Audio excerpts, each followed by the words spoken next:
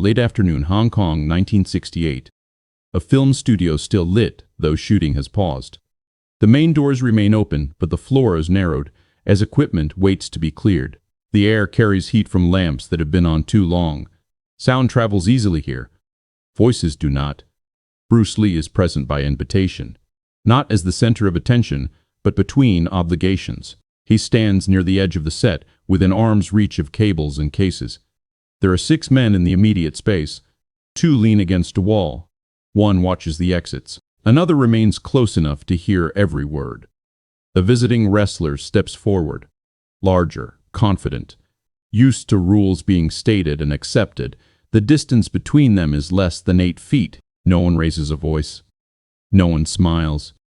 A sentence is spoken measured, deliberate, framed as instruction rather than threat. It lands and removes neutrality from the room. The studio becomes smaller. Time becomes specific. What follows will not be announced, recorded, or explained that day. For 6 seconds, nothing moves. Then the situation changes in a way no one present forgets. The studio is in a state of pause, not closure. Shooting has ended, but the workday has not. Overhead lights remain on, flooding the set with a flat, unflattering brightness meant for cameras, not rest. Their heat has built up over hours. The air is heavy, unmoving. Cables lie across the floor in loose lines, marking paths that are no longer clear. 2 light stands wait to be dismantled, narrowing the usable space by several feet. It is late afternoon. The clock on the wall reads just after 5:30 p.m. Crew members are deciding whether to stay or leave. Some remain because equipment still needs to be moved. Others linger because conversation has not yet finished. No one has announced a break. No one has declared the space closed. This uncertainty leaves people in place longer than planned. Bruce Lee is present as part of that in-between period. He is not performing. He is not directing. He has been invited to observe and speak briefly with production staff once the set clears. For the moment, he stands off to the side, near a stack of wooden crates used earlier as set dressing. The distance from him to the nearest wall is less than 3 feet. Behind him, coiled cables block a direct step backward. There are 6 men within the immediate area.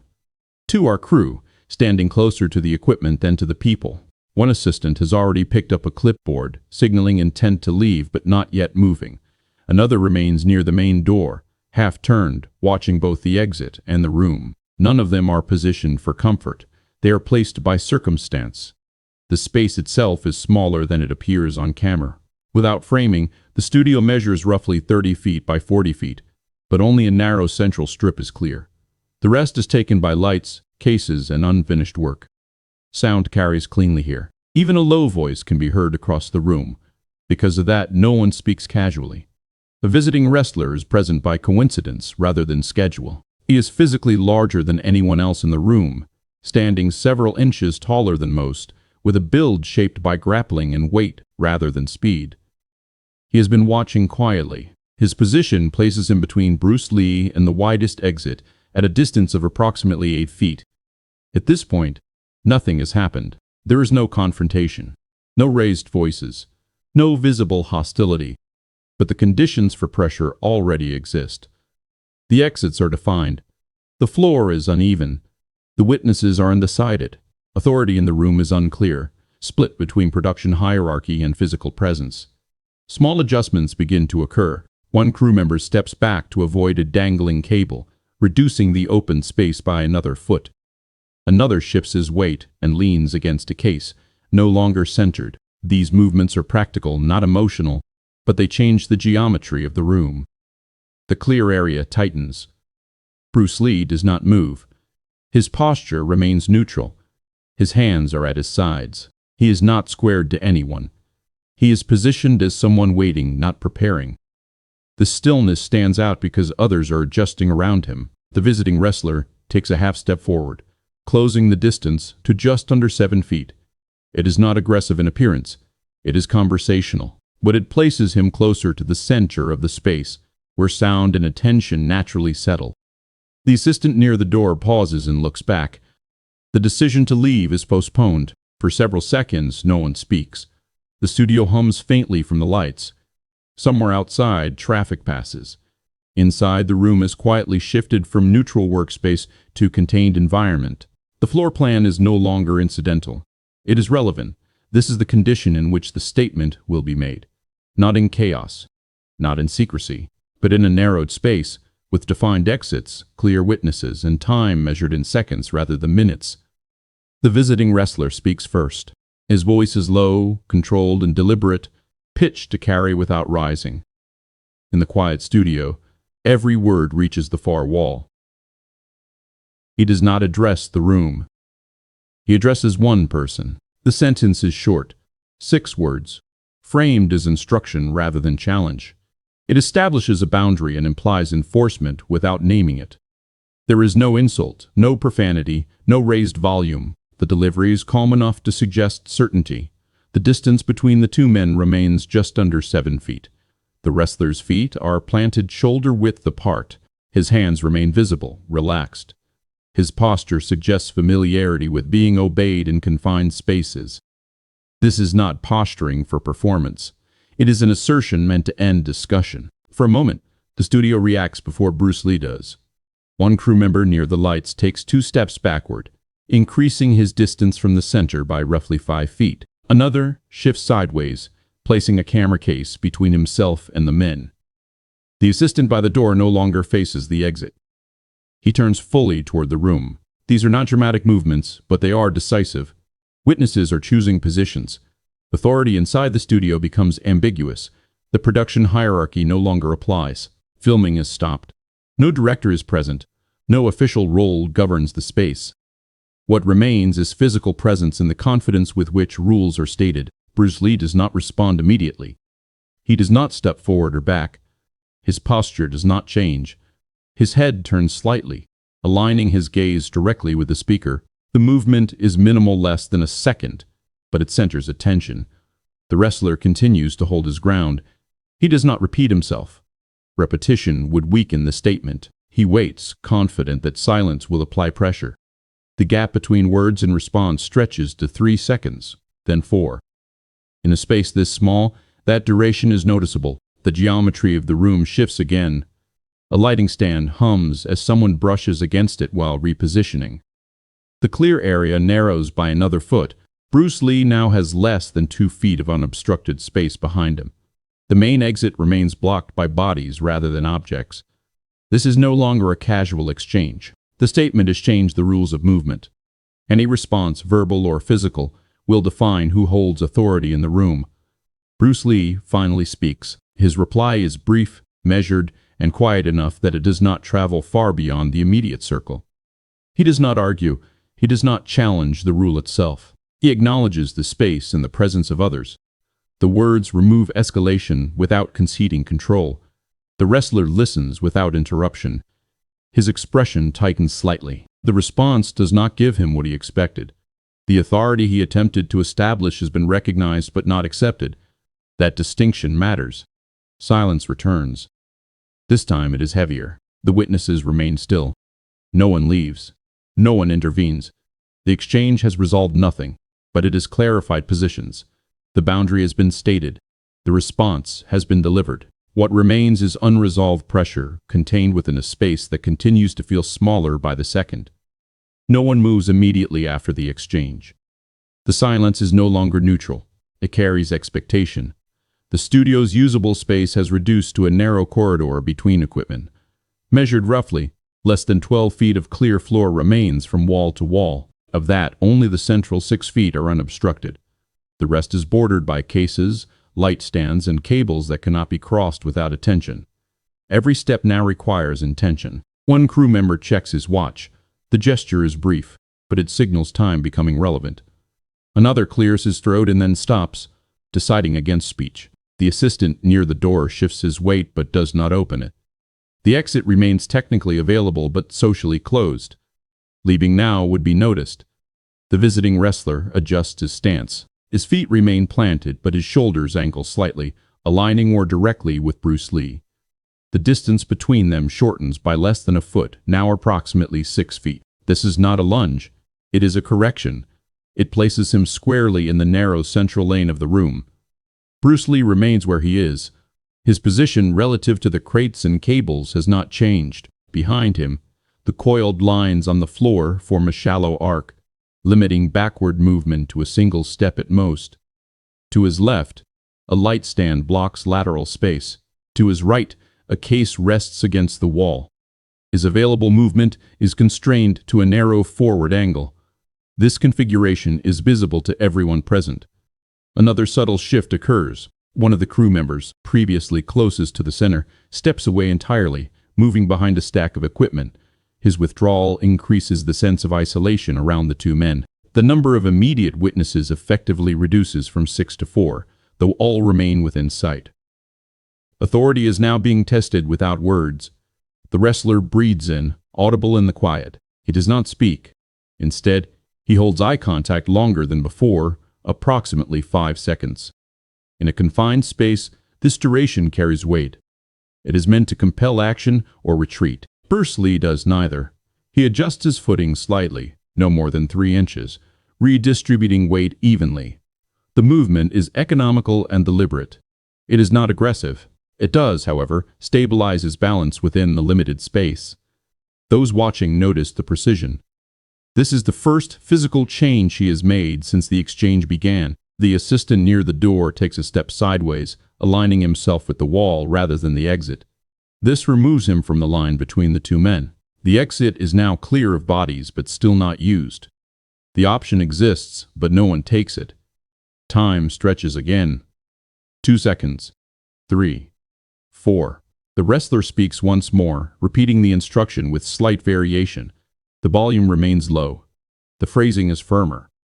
This time, the implication of enforcement is clearer. The rule is no longer merely stated. It is being pressed. The room responds before Bruce Lee does. A camera case is nudged accidentally as someone shifts, producing a dull sound that echoes briefly. The noise breaks the silence and then fades. The studio seems smaller afterward. The clear floor narrows to less than 5 feet at its widest point. Bruce Lee's response is immediate but minimal. He does not raise his voice. He does not step forward. He turns his body a few degrees, aligning himself not directly with the wrestler, but slightly off-center. This changes the angle of engagement. It reduces the sense of direct opposition while maintaining presence. The wrestler notices. His jaw tightens. He shifts his weight forward, committing more mass over his lead foot. The distance closes to just under 5 feet. At this range, movement would be unavoidable if initiated. No one intervenes. No authority figure steps in. The production hierarchy has fully dissolved. What remains is a confined space. 2 men within striking distance and witnesses who have chosen stillness over involvement. This is the final narrowing. The exits are defined. The floor offers no forgiveness. The number of people present has effectively reduced through withdrawal and positioning. The pressure has reached a point where resolution is required. The next action, whatever it is, will not be conversational. The moment arrives without announcement. The wrestler shifts his lead foot forward by a few inches, bringing the distance to approximately 4 feet. His shoulders square fully. His weight commits. This is the first movement that cannot be mistaken for conversation. For the first time, Bruce Lee responds without words. The action lasts under 6 seconds. He moves forward, not back. 1 step, no wider than 18 inches, timed between the wrestler's breath and weight transfer. The movement is direct and contained. There is no wind-up, no visible strike preparation. Contact occurs once. The wrestler's balance breaks immediately. His upper body tilts backward at an angle of roughly 30 degrees. His feet attempt to correct, but the narrow floor and equipment behind him remove the option. His right heel catches against a case. The correction fails. He falls. The distance from upright to floor is less than 3 feet, but the sound carries sharply in the enclosed space. His back hits first, followed by his shoulders. The fall ends with him seated against the equipment, legs forward, hands instinctively bracing. The position is final. No additional movement follows. No follow-up. No words. The witnesses freeze. One crew member instinctively counts under his breath, 1, 2, before stopping. The lights continue to hum. The air seems to settle. The entire exchange, from the first step to stillness, has taken less than 10 seconds. Bruce Lee does not advance. He does not retreat. He stands where the movement ended, weight balanced, hands still at his sides. His posture returns to neutral almost immediately, as if the action is already concluded in his mind. The wrestler remains seated. He does not attempt to rise at once. His expression is not anger. It is assessment. He checks his footing, then the space around him. The rule he stated earlier no longer applies. The room understands this without discussion. No one speaks. After approximately 5 seconds, the assistant near the wall steps forward, not toward either man, but toward the space between them. The movement is cautious, non-authoritative. It signals concern without assigning blame. Bruce Lee shifts his weight back by a single step, reopening space. The gesture is small, but it allows the room to breathe again. The clear floor expands by a foot. The tension releases slightly. The irreversible moment has passed. What remains is consequence. Silence settles first. It arrives unevenly, as if the room needs a moment to accept what has changed. The lights continue to hum. A cable sways slightly where it was brushed during the fall, then comes to rest. No one speaks for approximately 8 seconds. The wrestler remains seated against the equipment. He shifts his legs inward by a few inches, testing balance before attempting to stand. He does not rush. His breathing steadies. There is no visible injury, but the posture is unmistakable, grounded, contained, no longer imposing. Bruce Lee does not look away, but he does not stare. His gaze drops briefly to the floor, then returns to neutral. His shoulders remain relaxed. The action has ended. He treats it as complete. A crew member steps forward from behind a light stand, closing the distance by 3 feet, then stops. He looks between the two men, waiting for instruction that does not come. Another worker lifts a hand halfway, then lowers it. The absence of authority is now explicit. After roughly 12 seconds, the wrestler places one hand on the equipment beside him and rises to his feet. The movement is careful. He adjusts his stance once upright, regaining equilibrium. He does not advance. He does not speak. The space between the two men increases naturally as people reposition. A clear corridor of approximately 7 feet opens without being requested. The assistant by the wall steps fully aside, restoring a path to the exit. The room reorganizes itself around the new reality. No accusations are made. No explanations are offered. The wrestler nods once, a minimal acknowledgement. It is not submission and not defiance. It recognizes the change without contesting it.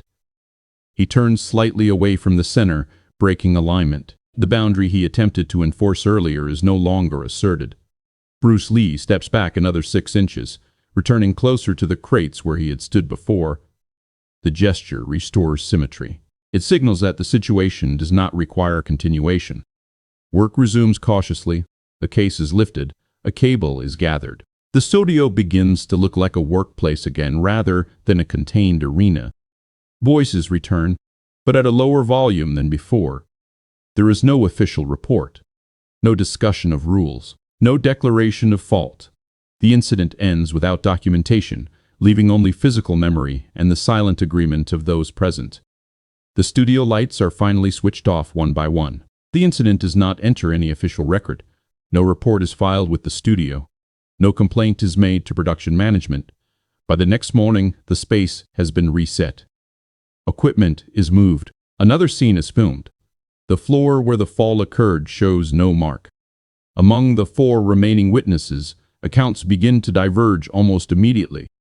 Not in contradiction, but in omission. One describes a misunderstanding. Another says only that the situation ended quickly. A third avoids details altogether and changes the subject. Time compresses in their retellings. Distances disappear. Words replace measurements. The wrestler does not speak publicly about it. In later years, when asked indirectly, he acknowledges being present but declines to explain what happened. The refusal is consistent. There is no bitterness, no attempt at correction. Silence becomes the position. Bruce Lee never refers to the incident in interviews. There is no anecdote, no lesson extracted, no claim made. In his professional circle, the absence of commentary is noted. It reinforces a pattern already understood by those who knew him well. Events ended when they ended. As the story travels, it simplifies. The 6 words spoken by the wrestler are shortened, then paraphrased, then replaced entirely. The 6 seconds become a moment. The fall becomes a loss of balance. In some versions, no one falls at all. The setting shifts from studio to hallway to gym, depending on who is speaking. Each retelling removes specificity. What remains consistent is the structure. A confined space. A boundary stated. A response that is brief and final. The lack of embellishment becomes part of the legend. The fact that nothing followed, no argument, no retaliation, no spectacle, gives the incident weight without narrative excess. Those who were present remember the silence afterward more clearly than the movement itself. Years later, the story survives not because it was dramatic, but because it was contained. It ends where it began, inside a working studio, between takes, unresolved on paper and complete in memory. There's no official conclusion, only agreement among those who witnessed it that the situation changed in 6 seconds and never returned to what it had been before.